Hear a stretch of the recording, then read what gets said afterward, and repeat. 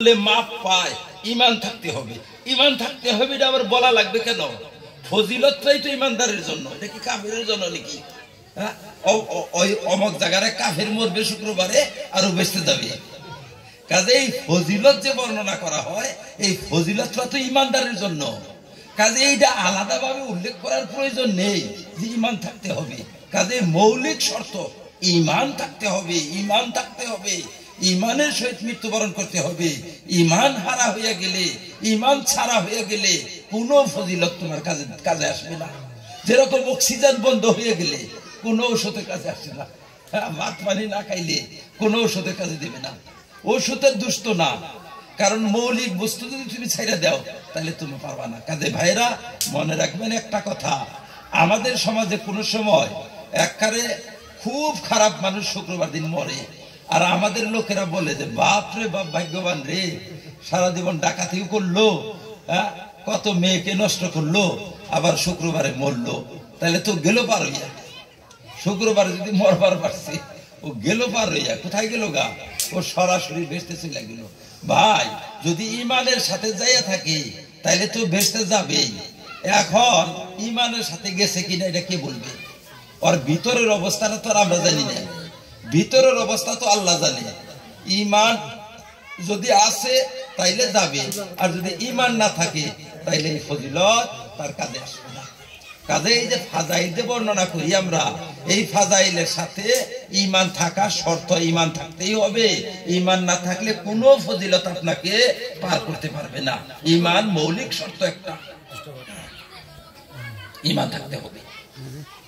কাজে এই কথাটা আমরা কোনো সময় যেন ভুলে যাই না। কাজে আমাদের সব সময় আমাদের ইমানের হেফাজত, ইমানের হেফাজত, ইমানটাকে আমাদের ঠিক রাখতে হবে। এটা প্রথম শর্ত। 2 নম্বর শর্ত হইছে যে আমাদের আরো একটা জিনিস শর্ত, সেটা হইছে 2 নম্বরের শর্ত। সেটা কি? আল্লাহ পাক আমাদের উপরে 2টা জিনিসকে জরুরি করে দিচ্ছেন। কিছুগুলো কর্ম করা ফরজ করে দিছে আল্লাহ পাক, আর কিছুগুলো কর্ম আমাদের জন্য হারাম করে দিছেন। যত ফজিলতের হাদিস আপনারা শুনেন, সমস্ত ফজিলতের হাদিসের জন্য যে কর্মগুলা আবশ্যক করে দিছেন আল্লাহ পাক, ফরজ করে দিছেন, মানে অবশ্য কর্তব্য করে দিছেন, কম্পালসারি করে দিছেন, সেই কর্তব্য কয়টা করুন রাখবো। আর যে কর্মগুলোকে আল্লাহ হারাম করে দিছেন সেই কর্মগুলো ছাড়তে হবে, তবে ফজিলত পাবে। ফরজ কয়টা? ফরজ তো ভাই বেশি না, এক এক বান্দার এক এক রকমের ফরজ হয়। যেমন একজন মানুষ, তার উপর নামাজ ফরজ হয়েছে, তাহলে নামাজটাই তার উপরে ফরজ। আর যদি রোজার ক্ষমতা হয় তাহলে রোজাটাও ফরজ হবে। যদি মালদার হয় তাহলে যাকাতটাও ফরজ হবে। কাবা শরীফে আসা যাওয়ার ক্ষমতা থাকলে তাইলে হজটাও ফরজ হবে। কিন্তু সবের ফরজ সমান না, তাহলে ফরজটা আদায় করতেই হবে। নামাজ, রোজা, হজ, যাকাত এগুলো ফরজ কর্ম, তো সবের উপরে সমান ফরজ না। একজন মানুষের রোজা রাখার ক্ষমতাই নাই, তার তো রোজা ফরজ না। কাজে ফরজটা আদায় করার পরে ফজিলত, এটা মনে রাখবেন আপনারা। অনেক মানুষ তো এইগুলা জানে না, তারা এইগুলা ভাবে যে পার হয়ে গেছি আমি, আজকে আমি পার হয়ে গেলাম। ভাইরা, মৌলিক শর্ত ওটা উল্লেখের প্রয়োজন নেই, ওটা উল্লেখ করতেই হবে। এটা দুনিয়ারই নিয়ম। এটা দুনিয়ার যে কোনো জায়গায় আপনি যে কথা বলেন, ওখানে কিছু জিনিস উজ্জ্বল থেকেই যায়, উজ্জ্বল থাকে কোনো বস্তু, ওই রকম এগুলা উজ্জ্বল রয়েছে হাদিসের মধ্যে। ঠিক তেমন হারামটা ছাড়তে হবে। হারাম কি? হারাম কাজ কোনটা এটা আমাদের জানতে হবে। হারাম কাজ যেমন নরহত্যা করা, এটা হারাম। জাদু, মানে মানুষের ক্ষয়ক্ষতি করা জাদুর দ্বারায়, জাদু কলাপ যে কয়, এটা বড় আল্লাহর কাছে বড় পাপ। এটা বড় পাপ। জাদুর দ্বারায় যে মানুষের ক্ষতি করে, এইটা হারাম কাম। এটা সতী নারীকে অপবাদ দেওয়া, একজন সতী নারী, তাকে অপবাদ দিয়ে দিল, মন গড়া একটা অপবাদ আরোপ করে দিল, এটা আল্লাহর কাছে খুব বড় পাপ। এটা সুদ খাওয়াটা বহুত বড় পাপ। শিরিক করা আল্লাহর সাথে, এইটা বড় পাপ। ঠিক তেমন যুদ্ধের ময়দান, যুদ্ধের তো আমরা ময়দানে পড়ি না, তাও একটা কথা, যুদ্ধের ময়দানে বিনা কারণে ইসলামিক পারমিশন ছাড়া, অনুমতি ছাড়া পালিয়ে যাওয়া, মুসলমানকে ছাইরা পালিয়ে যায়, এটাও বহুত বড় পাপ। আপনি এখান থেকে পালিয়ে যাবেন, এটাও বহুত বড় পাপ। এইগুলা পাপ হয়েছে বড় বড় পাপ, এগুলা বড় বড় পাপ। এই যে বড় বড় পাপ গুলা যাচ্ছে কিছু, এই পাপ গুলা থেকে নিজেকে বাঁচাই রাখতে হবে। তাহলে মৌলিক শর্ত দুইটা গেল, ঈমান থাকতে হবে আপনার। তাহলে ঈমান কি জিনিসের নাম? ঈমান হইছে ইসলামিক বিশ্বাসটার নাম ঈমান। খুব সহজ ভাষায় আমি বলি যে ঈমান হইছে কি? ইসলামিক বিশ্বাস। ইসলামিক বিশ্বাস কাকে বলে? প্রত্যেকটা বিষয় সম্পর্কে আপনি আলেমের কাছে শুনে নেবেন যে এই বিষয় সম্পর্কে আমাদের ধারণা কি থাকা দরকার। প্রত্যেকটা বিষয় সম্পর্কে আমাদের যেটা ধারণা, প্রত্যেকটা বিষয় সম্পর্কে যেটা আমাদের মতবাদ, আমাদের যেটা ধারণা, আমাদের যেটা দৃষ্টিভঙ্গি, এইটাকে ঈমান বলা হয়। বেশি উদাহরণ আমি বারবার চাই না, একটা উদাহরণ দিব আমরা। যেমন একটা উদাহরণ হয়েছে সাহাবাদের সম্পর্কে ইসলামের আকীদাটা কি। সাহাবাদের সম্পর্কে আমরা কোনোদিন উল্লেখ করলাম না, দরকারও নাই উল্লেখ না করলে, কিন্তু হঠাৎ যদি উল্লেখ করি তাইলে শুদ্ধ যেটা সেটা উল্লেখ করতে হবে। একটা উদাহরণ স্বরূপ, সাহাবাদের সম্পর্কে ইসলামের আকীদা হয়েছে যে সমস্ত সাহাবা অর্থাৎ আল্লাহ রাসূলের যত সাথী, একদিনের সাথী যদি হয় বা একবার যদি আল্লাহ রাসূলকে দেখছে, যে ব্যক্তি আল্লাহ রাসূলকে ঈমানের অবস্থায় একবার দেখছে বা একবার হুজুরের মাহফিলে বসছে, একটা নজর দেখছে, আল্লাহ তাকেও মাফ করে দিচ্ছেন। সুবহানাল্লাহ, একদম মাফ, তাগরে কোনো কিছু নাই, একদম তাকেও মাফ, তারাও জান্নাতি। আর জান্নাতি তাও বেহিসাব জান্নাতি, কোনো শাস্তি নাই, কোনো কিছু নাই। আল্লাহ রাসূল এমন জাত, এমন সত্তা, আল্লাহ রাসূলকে একবার চাইয়া যে ব্যক্তি দেখছে ঈমানের সাথে, ওখানে ঈমান শর্ত, বেঈমানরা থাকলে হবে না, ঈমান শর্ত। ঈমানের সাথে যদি একজন মানুষ আল্লাহ রাসূলকে একটা নজর দেখবার পারছে, তার জন্য জাহান্নাম হারাম, সে আর জাহান্নামে যাবে না। এই যে আমাদের এই বিশ্বাস, এই বিশ্বাসটার নাম হয়েছে কি? এই ধরনের যে আমাদের বিশ্বাস রাখতে হবে প্রত্যেকটা বিষয় সম্পর্কে, এই বিশ্বাসের সমষ্টিকে ঈমান বলা হয়। এই বিশ্বাসের সমষ্টির নাম ঈমান। আমরা এক শব্দে ঈমান বলি। আল্লাহ সম্পর্কে, রাসূল সম্পর্কে, কোরআন সম্পর্কে, হাদিস সম্পর্কে। তাহলে ঈমান যে আমরা বলি, অনেকে কিন্তু ঈমান জানেই না, ঈমান জানেই না অনেকে, কিন্তু আবার কইতেও আছে যে ঈমানের সাথে জানি আমার মৃত্যু হয়। ও বুঝেই না যে ঈমান কাকে বলে। ঈমান ইসলামিক বিশ্বাসটা পরিশুদ্ধ ভাবে পোষণ করা, এটাকে ঈমান বলা হয়। তাহলে এটা শর্ত কিন্তু ভাইরা, এইটার মধ্যে গোলমাল হয়ে গেলে তাহলে বিনাশ হয়ে যাবে। যেমন রাসূলদের সম্পর্কে ইসলামিক আকীদা কি, ইসলামিক বিশ্বাস কি? সমস্ত নবীদের সম্পর্কে ইসলামিক বিশ্বাস, সমস্ত নবীরা ভুলের ঊর্ধ্বে, পাপের ঊর্ধ্বে। সমস্ত নবীরা, কোন নবী কোনো পাপ করে না, কোন নবীর দ্বারাই কোনো পাপ হয় না, কোন নবীর দ্বারাই কোনো অন্যায় কাজ হয় না, কোন নবী কোনো অন্যায় কাজ করতে পারে না, কারণ নবীদেরকে স্বয়ং আল্লাহ রাব্বুল আলামিন হেফাজত করে রাখেন। কোন নবী কোনো পাপ করে না। এখন যদি কেউ বলে যে অমুক নবী একটা ভুল করছে, আপনার ঈমান গেল।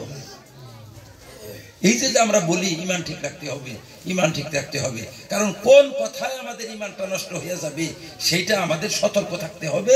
আলেমুন আমাদের কাছ থেকে ঈমানটা সবসময় তাদের সাহায্যে ঈমানের হেফাজত করে করে চলতে হবে, কারণ কোন কথায় বা ঈমান নষ্ট হয়ে যাবে। কাজে ঈমান শর্ত, প্রথম শর্ত। 2 নম্বর শর্ত বলছিলাম আমি, ফরজ করতে হবে, হারাম ছাড়তে হবে। এই দুইটা যদি আপনার ঠিক থাকে তাহলে আপনার সব ফজিলত আপনার কামে লাগবে। এবার সব ফজিলত কামে লাগবে। ফজিলত কামে লাগবে কিরকম? যেমন ঈমানের বিনিময়ে আপনি জান্নাতের নাগরিকত্ব পেয়ে যাবেন। জান্নাতের নাগরিকত্বটা ঈমানের বিনিময়ে পেয়ে যাবেন। এবার রইল নামাজ বা ফরজ। ফরজের বিনিময়ে কি পাবেন আপনি? 2টা কাজ যদি করেন, একটা ফরজ করবেন, হারামকে ছাড়বেন, এই 2টা কাজ কইরা যদি আপনি মরতে পারেন তাহলে মরার পরে 1 ক্ষণ মাত্র বিলম্ব করতে হবে না আপনাকে, আপনার সাথে সাথে তৎক্ষণাৎ জান্নাতের আরাম আয়েশের মধ্যে ঢুকে যেতে পারবেন। তাহলে দেখেন কত সহজ সহজ, কিন্তু আমরা বুঝি না। 1 নম্বর ইমানের হেফাজত করে থাকতে হবে, 2 নম্বর আমাদের ফরজ কর্মটা করতে হবে, হারামটাকে ছাড়তে হবে। এই দুইটা যদি আমাদের ঠিক থাকে, ইমানের জরিয়তে বেহেশতের মালিকানা পাওয়া যায়, আর ফরজের জরিয়তে প্রবেশ অধিকার পাওয়া যায়।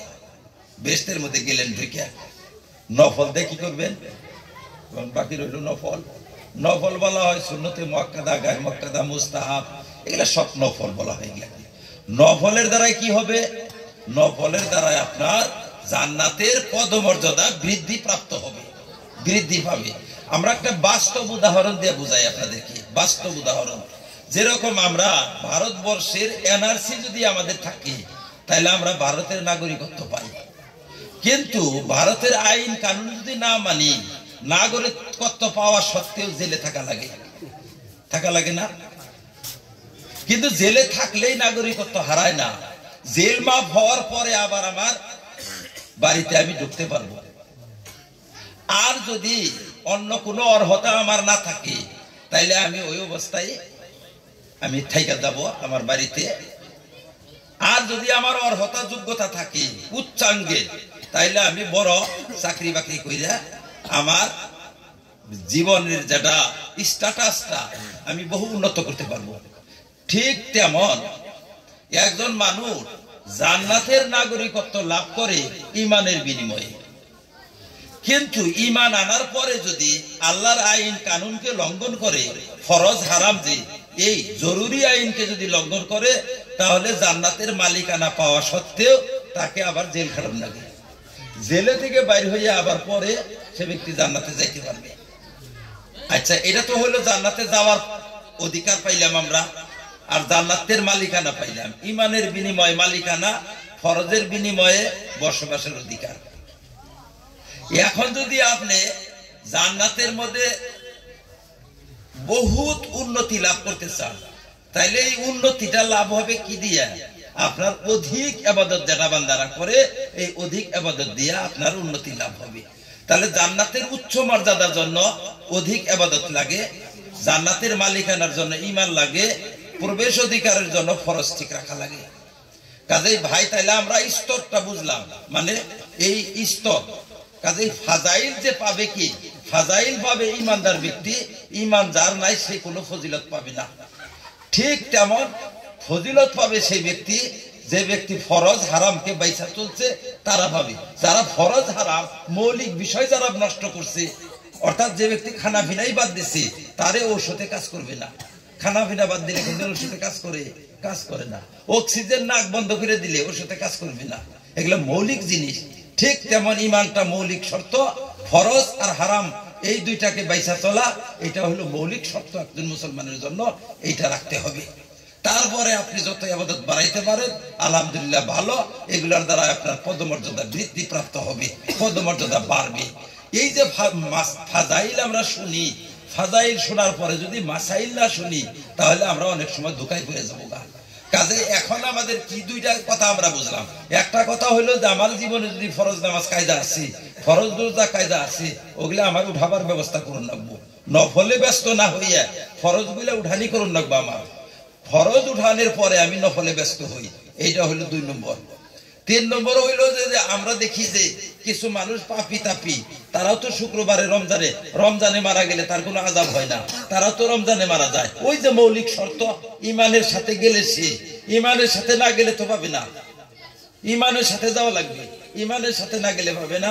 এটাও কিন্তু শর্ত আছে। আরো একটা জিনিস হইলো, প্রশ্ন একটা জাগে যে আচ্ছা এগুলো তো বুঝলাম, আল্লাহ তাআলার দরবারের অপরাধ সম্পর্কে এগুলো বুঝলাম। আল্লাহ পাকের দরবারের অপরাধ, আল্লাহর কাছে অপরাধ করছিল, আল্লাহ মাফ করে দিল। মানুষের কাছে যদি অপরাধ করে, মানুষের অপরাধ, ভাইরা, মানুষের অপরাধ কিন্তু মাফ হবে না। আল্লাহ কোনটা মাফ করবে, অবশ্যই মাফ করবে, কিছু কিছু জিনিস মাফ করবে, কিন্তু সাধারণভাবে মানুষের অপরাধের জন্য একটা কানুন রাখছে আল্লাহ পাক। কানুন কি? আপনি যদি মানুষের ক্ষতি করছেন, মানুষকে দুঃখ দিচ্ছেন, মানুষকে কষ্ট দিচ্ছেন, তাইলে আপনার কর্তব্য ওই মানুষের কাছে থেকে এটা উঠাইয়া নেওয়া। কিভাবে উঠাইয়া নেবেন? যদি ক্ষতিপূরণ দেওয়া সম্ভব, ক্ষতিপূরণ দিবেন? ক্ষতিপূরণ সম্ভব না হইলে তাকে যে কোনো প্রকারে খেদমতের মাধ্যমে, আচার আচরণের মাধ্যমে, নম্রতার মাধ্যমে, যে কোনো প্রকারে তাকে রাজি খুশি করে ছাড়বেন। হে রাজি হয়ে যখন আপনাকে মাফ করবে তখন স্বাভাবিকভাবে মাফ হয়ে যাবে। এখন প্রশ্ন হইল, কোন বান্দা যদি মারা গেছে, দুনিয়া থেকে চলেই গেছে, অথচ তারা আমি ক্ষয়ক্ষতি করছিলাম, এগুলা পরিশোধ করতে পারি নাই, তার জন্য আল্লাহ রাসূল আমাদেরকে বাতাইছেন যে তুমি তার জন্য দোয়া করো, ইসালে সওয়াব করো, দোয়া করো। যখন দৈনিকই তার কাছে তুমি কিছু হাদিয়া পাঠিয়ে দিবে, ও রাজি হয়ে তোমাকে মাফ করে দিবে। এটা হলো পন্থা। এই একটা। আর একটা হইলো, একটা প্রশ্ন থেকে যায়, যদি আমি কোনো মানুষের কোনো মানুষকে আমি মার্ডার করে ফেলাই দিছি, মার্ডার করছি, মার্ডার করার পরে এখন আমি বুঝতে পারলাম যে এটা আমার করা লাগছিল না, এটা আমি করছি, এখন আমি তার কাছ থেকে কি করে মাপ নিব? মাপ নেওয়ার ব্যবস্থা কি? তারও মাপ নেওয়ার ব্যবস্থা হইল যে মার্ডার করলে তো বহুত বড় অপরাধ এটা। এখন তারও ওইটাই রাস্তা যে হে খুব দোয়া করবে ওই মৃত ব্যক্তির জন্য। দোয়া করতে করতে, ইসালে সওয়াব করতে করতে যদি উনি রাজি খুশি হয়ে আপনাকে মাফ করে দেয়, তাইলে তো আর কোনো কথা নাই, মাফ পেয়ে যাবেন। আচ্ছা, যাই হোক, সর্বশেষের কথা যেটা, সর্বশেষের কথা হইল যে ঈমান যদি আপনার আছে, ঈমান যদি আছে, তাহলে যত পাপ থাক না কেন সব পাপ কোনো না কোনো তরিকায়, কোনো না কোনো ওসিলায় মাফ পাবেনি। একদিন না একদিন আল্লাহ মাফ করবেনি। কিছু পাপ মাফ হবে নবীদের সুপারিশে, কিছু মাফ হবে আপনার হয়তো তওবার জরিয়তে, কিছু মাফ হবে মানুষের আখলাকের জরিয়তে, কিছু পাপ মাফ হবে আমলের জরিয়তে, বিভিন্ন প্রকারে মাফ হবে। মাফ হইতে হইতে ইনশাল্লাহ মাফ পেয়ে যাবেন। কাজে দুনিয়াতে যে আমরা আছি, আমাদের কিভাবে চলতে হবে? আমাদের এখন চলতে হবে, ইমানের হেফাজত করতে হবে, সাথে সাথে মানুষের দ্বারা, আমার দ্বারা যেন কোনো মানুষের ক্ষতি না হয় এটা লক্ষ্য রাখতে হবে। কোনো মানুষের মান সম্মান ইজ্জত, কোনো মানুষের শারীরিক আর্থিক ক্ষতি যেন আমি করি না, কোনো মানুষকে যেন দুঃখ দেই না। কারণ মানুষের যদি মাফ না করে, এইটা জিনিস আল্লাহর কাছে মাফ করাটা খুব কঠিন, মাফ করাটা কঠিন হয়ে যায়, মানুষের কাছ থেকে মাফ নেওয়ার প্রয়োজন হয়ে যায়। কাজে আমরা জানি মানুষের কোনো অন্যায় করি না, আর সব সময় ইমানের হেফাজত করব, সাথে সাথে ফরজ হারাম, হারামটা বাদ দিয়া ফরজটা আমরা করব। এইটুক যদি করি তাও আমরা বেহেশতের যোগ্য হব। আর যদি কিছু বেশি নফল ইবাদত করতে পারি তাহলে তো খুব ভালো। নফল ইবাদত কোনগুলা? নফল ইবাদত যে যে সবাই আইছেন আপনি, এটা আপনার নফল ইবাদত হইতেছে, জামাতে যাইতেছেন, এটা নফল ইবাদত। আপনি ইশরাক চাষ করতেছেন, ওজিফা তাহলিল করতেছেন, আরো বহুত যে সমস্ত ইবাদত আমরা করি, দান দক্ষিণা করতেছেন, এগুলা নফল ইবাদতের মধ্যে পড়ে। নফল ইবাদত দিয়া বান্দার লাভ কি হবে? দুইটা লাভ হবে। একটা লাভ হইছে যে ফরজ হিসাব হবে আল্লাহর কাছে ফরজের, নফলের কিন্তু হিসাব হবে না, ফরজের হিসাব হবে। ফরজে পাস করতে পারলে বান্দা পাস, ফরজে ফেল করলে বান্দা ফেল, নফল হিসাবই হবে না। এই যে আজকে আপনি সবাই আইছেন, এটা হিসাব নেবেন আল্লাহ না, যারা আহে নাই তাগরে হিসাব নেবে না, আর যারা আইছে তাগরে হিসাব নেবে না। এটা হিসাবের বাইরের জিনিস, এটা অতিরিক্ত ইনকাম আপনার। এই অতিরিক্ত ইনকাম দিয়ে আপনি করবেন কি? কথাটা বুঝেন। আপনার হিসাবটা নেবে 5 ওয়াক্ত নামাজে, রমজানের রোজা, হজ, যাকাত, এগুলা হিসাব নেবে। এই যে আপনার অতিরিক্ত যে আমরা ইবাদত করি, অতিরিক্ত নেকি করি, এগুলার দ্বারা আমাদের দুইটা লাভ হবে। 1 নম্বর লাভ, আমার ফরজ যদি খাড়াও হয়ে যায়, হঠাৎ কোন সময় বান্দার ফরজ একটুকে এই গ্রহণযোগ্য হব না, অগ্রহণযোগ্য হয়ে গেল গা। যেমন নামাজ তো পড়ছি আমি, কিন্তু নামাজের মধ্যে ত্রুটি বিচ্যুতির জন্য নামাজ গ্রহণযোগ্য হইল না। তখন আমার নামাজকে পালিশ দেওয়ার জন্য, পেন্টিং করার জন্য, বার্নিশ করার জন্য, পুটিং করার জন্য, গিটিস লাগাবার জন্য আমার ওই নফল, ওই কেসেমের নফল গুলো ব্যবহার করবি। রোজা না, রোজা এখানে ব্যবহার হবে না, যাকাত ব্যবহার হবে না। নফল নামাজ দিয়া ফরজ নামাজে গিটিস হবে, নফল রোজা দিয়া ফরজ রোজার গিটিস হবে, নফল দান দিয়া ফরজ যাকাতের গিটিস হবে। কাজে একই কেসেমের হওয়া লাগবে। ওই কেসেমের যেগুলো আছে ওগুলা দিয়ে ওর মধ্যে গিটিস দিবে, গিটিস দিয়া পরিপূর্ণ করবে। এই একটা লাভ আমাদের। কারণ আপনি যাকাত দিচ্ছেন, আপনি এমনি দান করেন নাই, জাকাত যদি পরিপূর্ণ হইয়া গেল আপনার নিখুঁত, তাইলে তো পাশ করলেন, কিন্তু দেখা গেল যে জাকাত আপনার পাশ করবার পারতেছে না, তখন এই জাকাতের মধ্যে গিটিস দিবে, গিটিস দিবে ওই নফল দান দিয়া গিটিসের কাম করবে। এইটা হলো 1 নম্বর ফায়দা।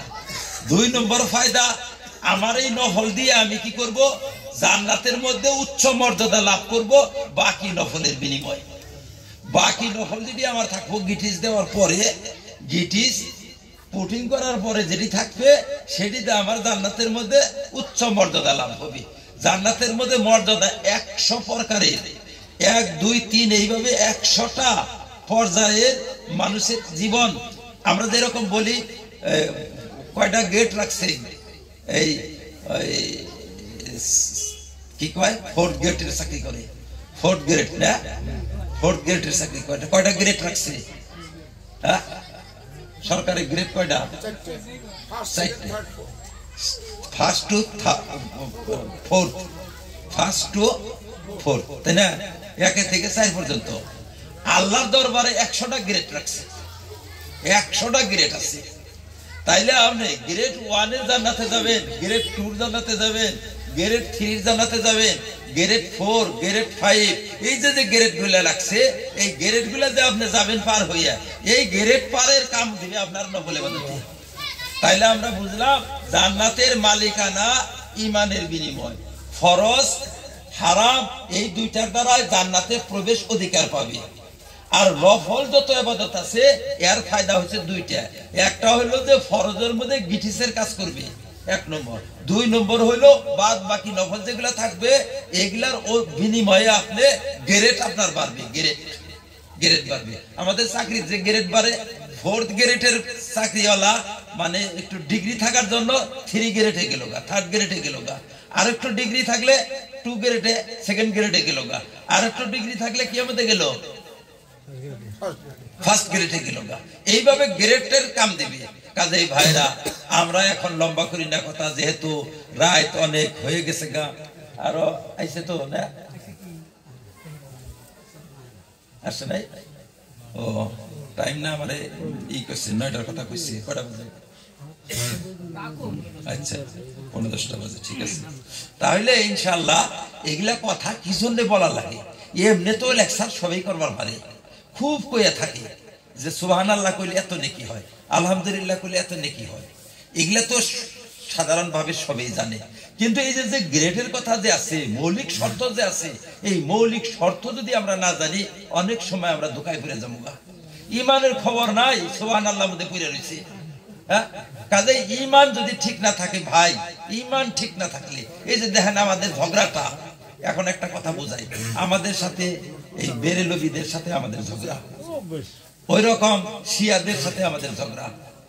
এই যে 73টা দল শুনছেন আপনারা, সব নাম বলি না, আমরা নাম জানি, খারেজি, রাফেজি, শিয়া, মোতাজিলি, লাদরিয়া, ইন্দিয়া, শকিয়া, এরকম বহুত দল আছে।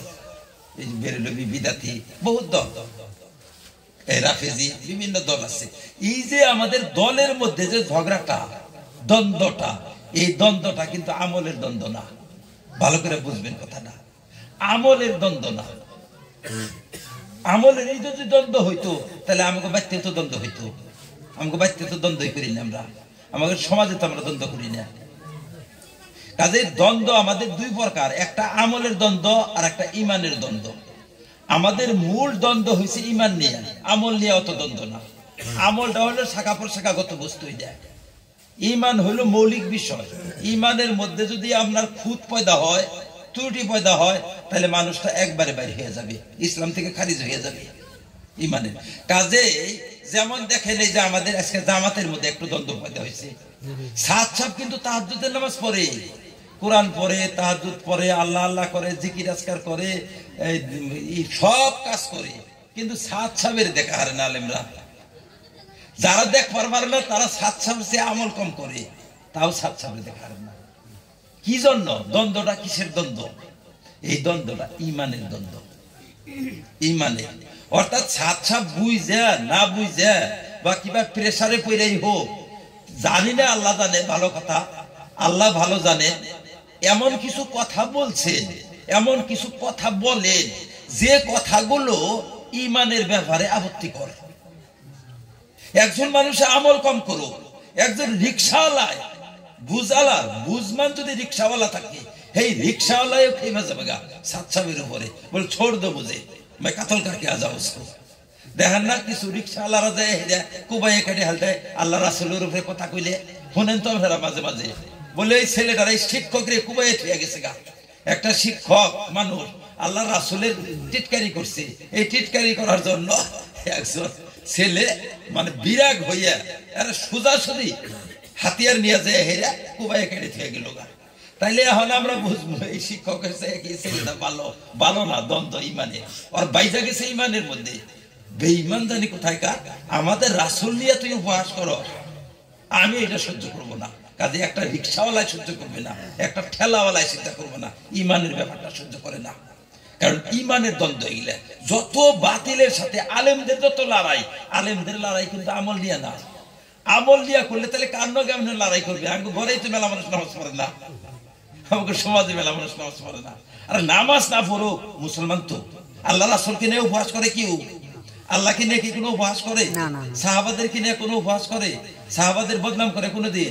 কোরআনের বদনাম করে? রোজার বদনাম করে? কোনোদিন নামাজের উপহাস করে? কাজে ওর ইমান তো ঠিক আছে, আমল ভুল থাকবার পারে। এই আমল নিয়ে আমাদের দ্বন্দ্ব না, আমাদের মূল দ্বন্দ্ব ইমান নিয়ে।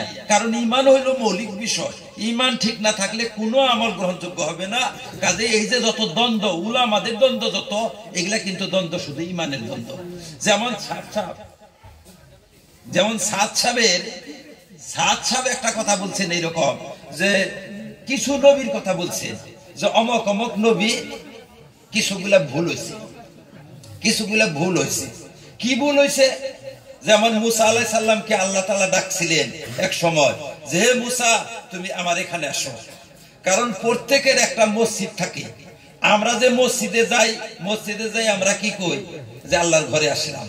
আসলে তো আমরা বানাইছি ঘর, কিন্তু যেহেতু মসজিদের মধ্যে আল্লাহর রহমত বেশি, সেই জন্য আমরা আল্লাহর ঘর করে কই।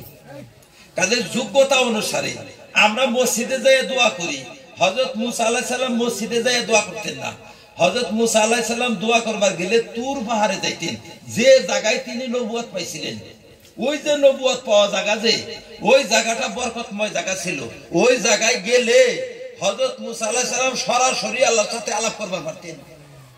যেরকম আমরা পিসিওতে যে সরাসরি আলাপ করছি না, আগে এখন সে বাড়ি বাড়ি ফোন হয়েছে, মোবাইল হয়েছে।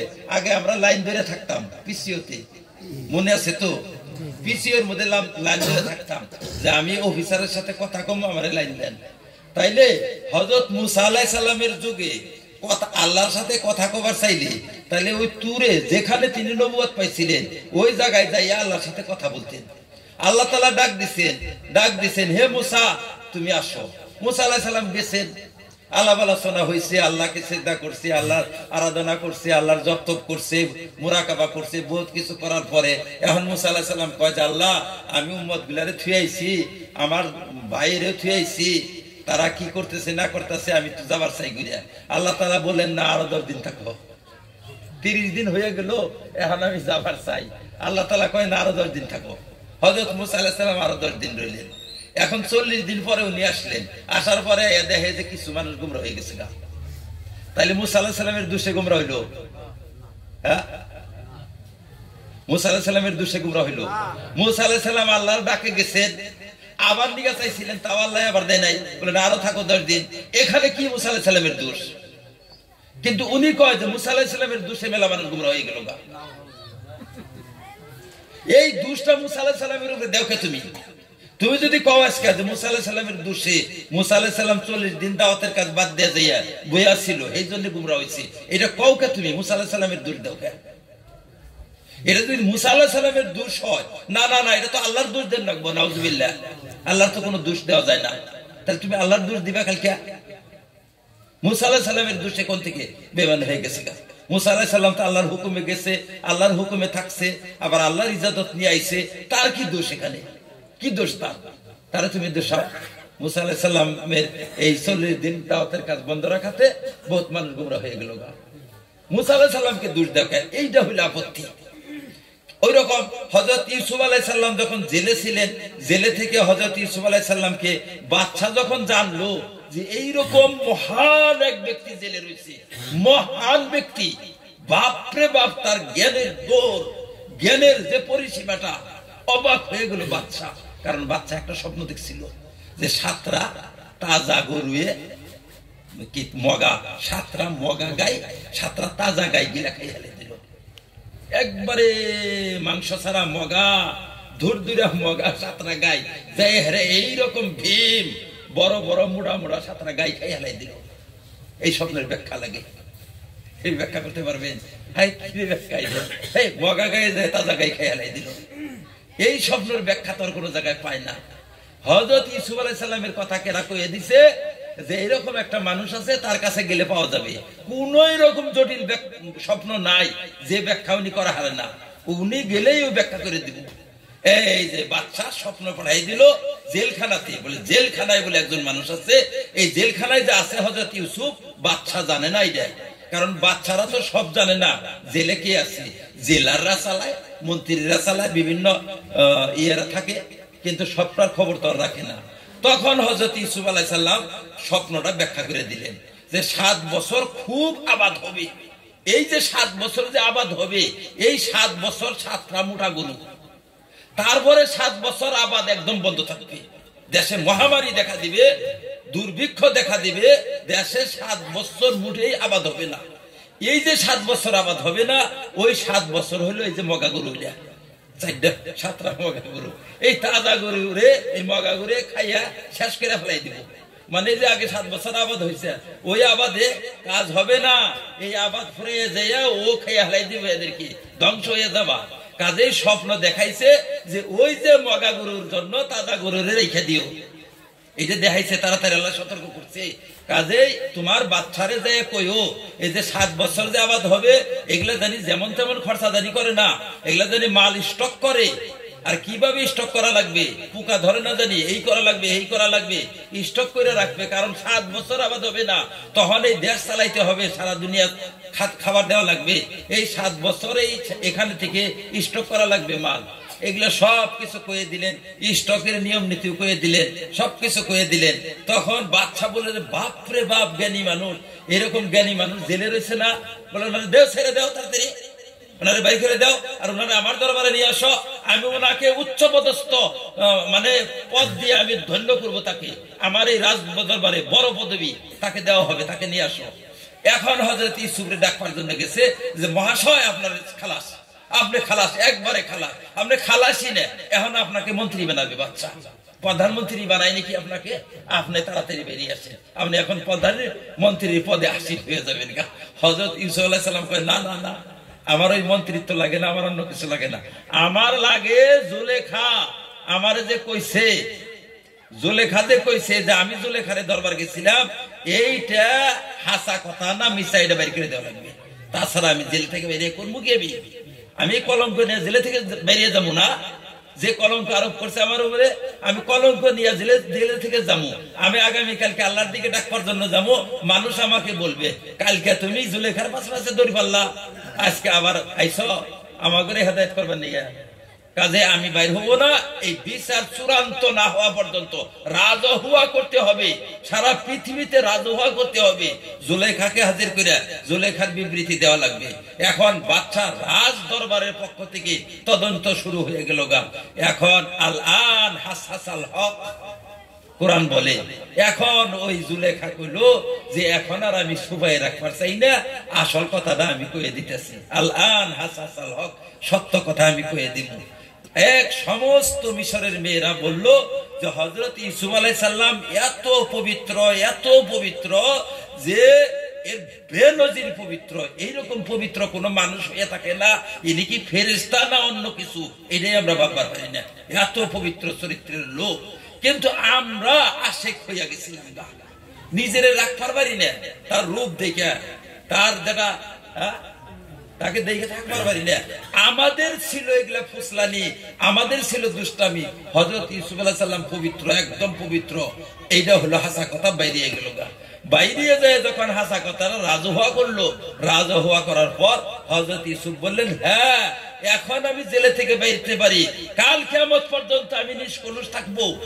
আমি যে নিষ্কলুষ, নবী যে কলুষিত হয় না, নবীর দ্বারা যে কোনো পাপ হয় না, এটা প্রুফ হওয়া লাগবে। এটা প্রুফ হয়ে গেছে, এখন আমি জেলখানা থেকে বেরোবার পারি। সাত সাপ বলে যে এটা ওনার উচিত কাম হয় নাই, ওনার উচিত হয় নাই। উনি সাথে সাথে বেরিয়ে এলে কত তবলিগের কাজ করা হারেনি। আর উনি নিজের ফ্যাক্টর নিয়ে উনি জেলখানায় রয়ে গেল, নিজের ইস্যু নিজের ফ্যাক্টর নিয়ে উনি উম্মতের চিন্তা না করে উনি জেলে রয়ে গেলেন যে আমি যাবো না জেলে থেকে, বিচার না হওয়া পর্যন্ত যাবো না। ওই সময় ওনার এটা করা লাগছিল না, সাথে সাথে ওনার বাইরে আসা লাগছিল, বাইরে এসে দাওয়াতের কাজ শুরু করা লাগছিল। তাইলে আরো উন্নত হতো আমাদের ইসলামে, আরো মেলা মানুষ এই করতো। এইটা হইলো আমাদের আলেমুল, আমাদের আপত্তি হইলো যেটা কি কও তুমি এটা, হ্যাঁ? হযরত ইসু আলাইহিস সালামের সাথে তুমি বেশি বুঝো। হযরত ইসু আলাইহিস সালামের ভুল হইছে এটা, ওয়ামা ইয়ানতিকু আনিল হাওয়া ইন হুয়া ইল্লা ওয়াহইয়ুহা। আল্লাহ রাব্বুল আলামিন বলছেন যে আমার নবীরা আমার হুকুমের বাইরে কোনো কাজ করে না, কোনো কথা বলে না, আমার হুকুমের বাইরে করে না। কাজে নবীরা যা করে যা বলে আল্লাহর হুকুমে করে। আর নবীর ভুল ধরো তুমি, এই কাজেই এই দ্বন্দ্ব গুলা কিন্তু আমলের দ্বন্দ্ব না, ইমানের দ্বন্দ্ব। আমাদের অনেক মানুষে বুঝতে পারে না, তারা ভাবে যে তো ভালো কাজ, তো ইস্তেমা তো ভালো কাজ, এত ভালো কাজ এরা বিরোধিতা করে। আরে বেটা, ইস্তেমার বিরোধিতা করছে কেউ? কোনদিন করছে কি? ইস্তেমার বিরোধিতা করে নাই, লাগছে ইমান নিয়ে, ইমান নিয়ে লাগছে। তোমাদের গুরু এই কথা বলে কেন, এটা নিয়ে লাগছে। তোমাদের গুরুকে অনাস্থা দাও, গুরুকে অনাস্থা দাও, তুমি সোজা না হওয়া পর্যন্ত তোমাকে অনাস্থা দেওয়া হইলো। অনাস্থা না দিলে তো হে সোজা হবো না, তো হে এগুলা কথা কইই থাকবো। হযরত জাকারিয়া আলাইহিস সালামের কথা বলে যে হযরত জাকারিয়া আলাইহিস সালাম ওই যে গাছ, ওই গাছের ভিতরে ঢুকছিলেন,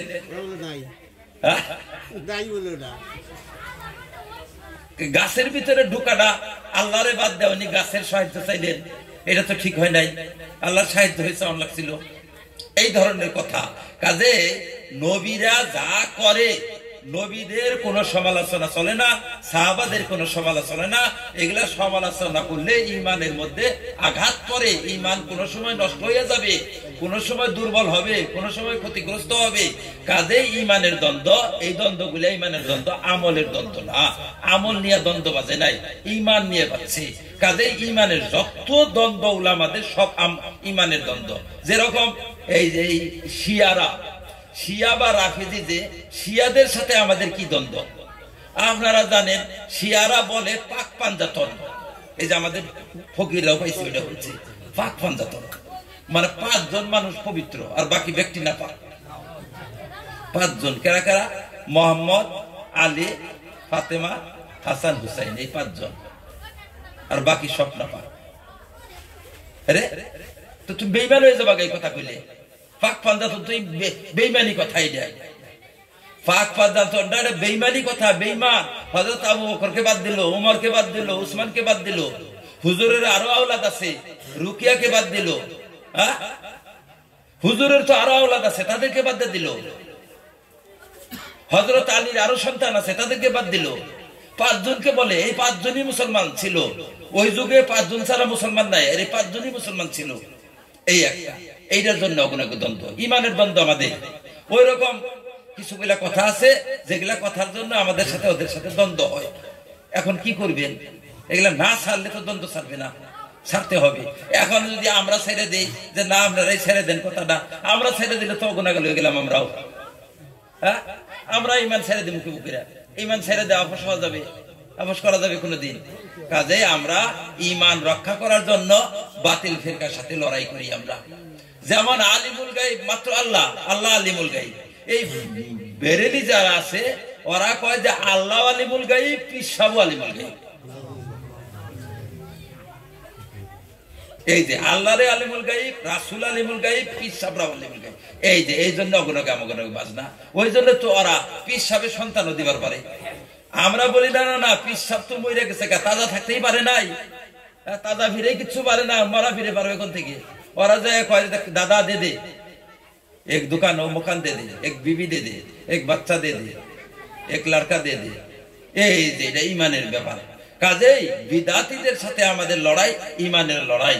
কাজে ওদেরকে আমরা, ওদের আমল খারাপ তা আমরা বলি না, আমল ভালো থাকতে পারে, কিন্তু আমলের জন্য ইমান যে শর্ত, এই দ্বন্দ্বগুলা ইমানের দ্বন্দ্ব। কাজেই ভাইরা মনে রাখবেন যে ইমান হইল মৌলিক শর্ত। ইমান যদি ঠিক না থাকে আপনার কোনো আমলে ধরা দিবে না। কাজে আমরা এইটা বলি না যে দাওয়াত বন্ধ হোক, দাওয়াত বন্ধ হবে না, ইনশাআল্লাহ বন্ধ হবে না। দাওয়াতও থাকবে, ইজতেমাও থাকবে, তাবলীগও থাকবে, সব থাকবে। আমরা শুধুমাত্র সাত সাপকে ভালো করবার চাইতেছি। সাত সাপ তওবা করুক, তওবা কইরা উনি সুজা হোক। তওবা যতদিন না করবে ততদিন তাকে অনাস্থা দেওয়া জরুরি মুসলমানের জন্য। যতদিন তওবা না করবে ততদিন তাকে অনাস্থা দেওয়া জরুরি। যদি কেউ তাকে অনাস্থা না দেয় তাহলে তাকে সমর্থন করলো, আর বেঈমানকে সমর্থন করাও বেঈমানি। কাফেরকে সমর্থন করলেও সে ব্যক্তি কাফের হবে।